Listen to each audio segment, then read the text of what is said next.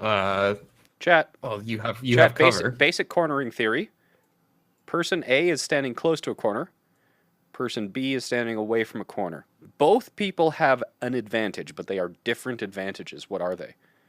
Closer. So A has the opportunity to open the angle. So if I was to draw this corner as the pivot point, and if we're talking about the distance between A and B, so they are now at a fixed distance from one another.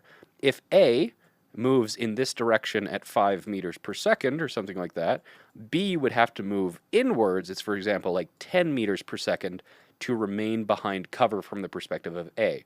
So A can dictate the engagement. They can open or close the angle to engage or disengage on B at their leisure. That is A's advantage. B's advantage, being farther away from the corner, is that they have better crosshair placement, they see more of the opponent, and they see the opponent earlier if they try to open the angle. So if you don't have sights, he doesn't know where in this area I'm hiding, and then if he tries to peek and acquire me, you know, as soon as he peeks, boom, my crosshair's already in the right position. So despite that Widowmaker having the advantage of being able to choose when and if we engage, I have the advantage in the engagement.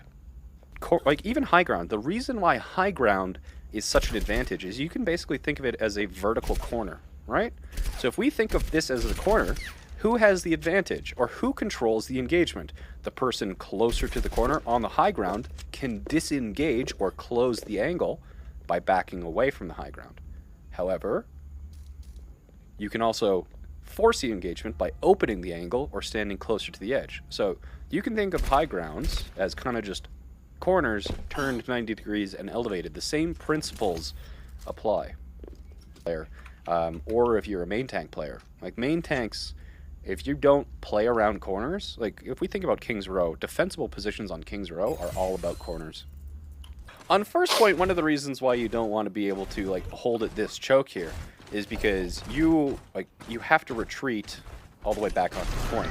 But people, almost everyone above any reasonable elo is holding at this position, because this is like the first corner that you really play out. The next defensible location is going to be at these arches, and the reason this arch is more defensible is because it's a choke, but also because it gives the defenders this corner to defend at. Now, normally, since this corner is defended at, you don't actually fight at this corner. We usually skip over this corner because the fight happens at that one, and then we defend at this corner instead. Because if the payload does get to this location, this corner benefits the attackers, whereas the defenders don't have a corner until third. And then the best places to defend our third are this corner and this corner. And then if the opponent makes it past this second corner, then they're basically home free because the defenders don't have an advantage. So if you're playing a main tank, chokes are not the only things that dictate positional advantages. Oh, I almost countercharged you! Oh, just reacted a tad too slow. Corners are going to be the other thing that dictate where and when you defend.